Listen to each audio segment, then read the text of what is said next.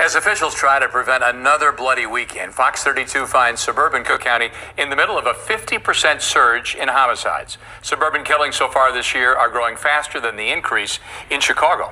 Wow. Now, when you hear suburbs, you think, okay, these are the people in the suburbs. And the people in the suburbs are the people that fled Chicago 20, 30 years ago. The white liberals. Even though many of them are still in the city. And many of them have come back recently. But that first wave of fleeing the city in the 80s, in the 90s, those people, those white working class people that got 2 pennies to rub together, not even 2 nickels, got 2 pennies to rub together and got the hell up out of Chicago, because Chicago's always been like this. It's them out in the suburbs killing each other. We finally found an enclave, a bastion, a haven of white-on-white crime. To the extent that we see it in the Sun Belt.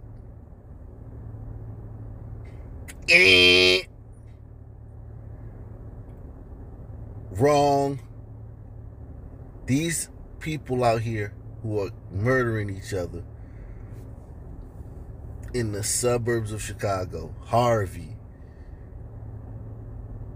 areas like that, are the same people who moved to Milwaukee and Gary, Indiana years ago and ruined those cities.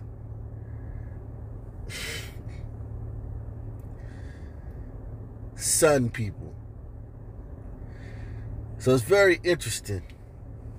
And you're seeing that a lot here in D.C. now. PG County, the richest black county in the country, their murder rate has tripled this year. Because gentrification is pushing a lot of the Sun people out of D.C. and they're going to the suburbs. Even though it was already a middle-class African-American community and it always had its trouble spots. PG County was a beacon of hope for academics and politicos who said that it's possible to have a community of Sun people where violence doesn't reign supreme all throughout the area, because PG County has some nice spots. Mitchellville,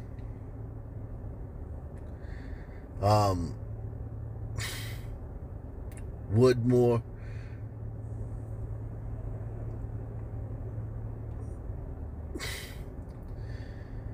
Glendale,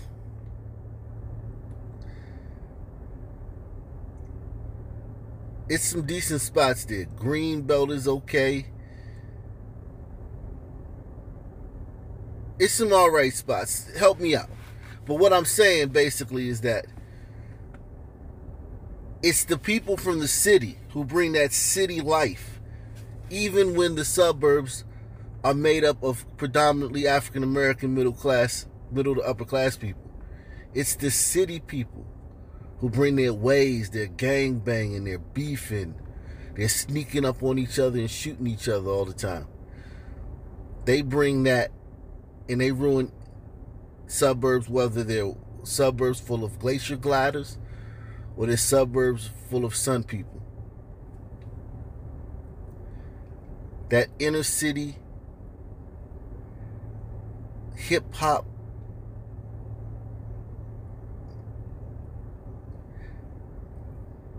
gang-banging mentality, they take that with them wherever they go. Fox 32 finds suburban Cook County in the middle of a 50% surge in homicides. Suburban killings so far this year are growing faster than the increase in Chicago. Our political editor, Mike Flannery, analyzed the numbers and has more. The gangs, guns, and greed helping to make 2021 so far Chicago's deadliest year in more than a decade aren't confined to the city limits. Numbers provided by the medical examiner's office record 100 homicides in Cook County suburbs since January 1st, compared to 66 at this point last year and 63 in the suburbs in 2019. The 50% increase outpaces Chicago, but this year's 341 killings in the city is far larger than the suburban toll. And the upcoming 4th of July weekend is traditionally one of the most violent here all year. Don't think they showed this slide for no reason. They showed you this because this is what many of the suburbs of Chicago look like. These are the people who are out there. And yes, there's a lot of meth. Yes, there's poverty. Yes, there's people stealing catalytic converters. Okay? Yes, there's a lot of benzos and a lot of cocaine. A lot of people have guns. These people are not killing each other.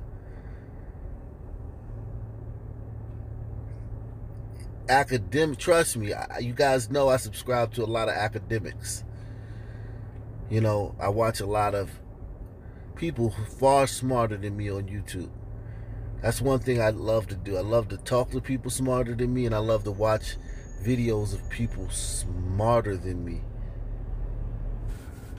As you guys know, I love to listen to people much smarter than me. Walter Williams, Glenn Lowry, John McWhorter. And the list goes on and on and on. On both sides, Cornel West, Ta-Nehisi Coates, Ibrahim Kendi, all these people that are much more educated than I am. Mark Lamont Hill, on both sides, conservative and liberals. And no one, not one person, not one of them can figure out why poor white people, oftentimes poor, more armed as far as a community, the more, because when these black communities, only the thugs have guns. The law-abiding black people don't really have guns like that. How poor, more heavily armed white communities, more drugs. Because we have to understand that these white people, like black people, smoke weed. Lean and pills just started the last 20 years. But black people just smoked weed. And maybe did some coke, some woodies, mixed the coke with some woody. But all these hard drugs, these shrooms, LSD, poppers, huffing, whippets, all this crazy stuff, mushrooms. We don't do that like that. Brothers smoke some weed, drink some Hennessy. Okay? So these white communities, far more drugs. Mind-altering drugs, hard heroin, fentanyl, like meth and fentanyl. Like, bro, you're not going to find a brother unless you deep in the street that's doing it.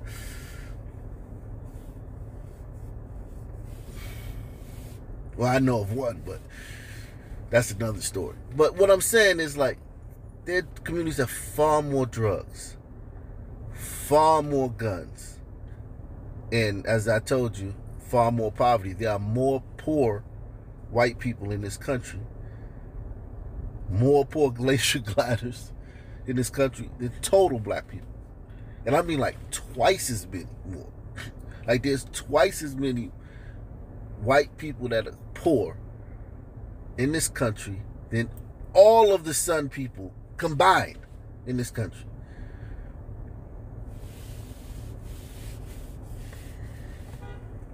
And they don't kill each other. They don't have these problems. And all the academics can't figure it out. They can't figure it out. And the upcoming 4th of July weekend is traditionally one of the most violent here all year. Chicago police have canceled days off to be able to deploy extra officers in the most violent neighborhoods, but not only there. In addition, we have the lakefront, which is kind of a area where 4th of July people like to visit, and any and all other gathering points. Other civilian city agencies will also be issuing citations and shutdown orders to unlicensed nightclubs and drug party houses where large gatherings are prone to sometimes turn violent. We need to work together as a city to combat the issues plaguing our city. It's not just the police department's job. Officials working to prevent another violent weekend here hope to do better than last weekend when the toll included 80 people shot, 8 of them killed. I'm political editor Mike Flannery.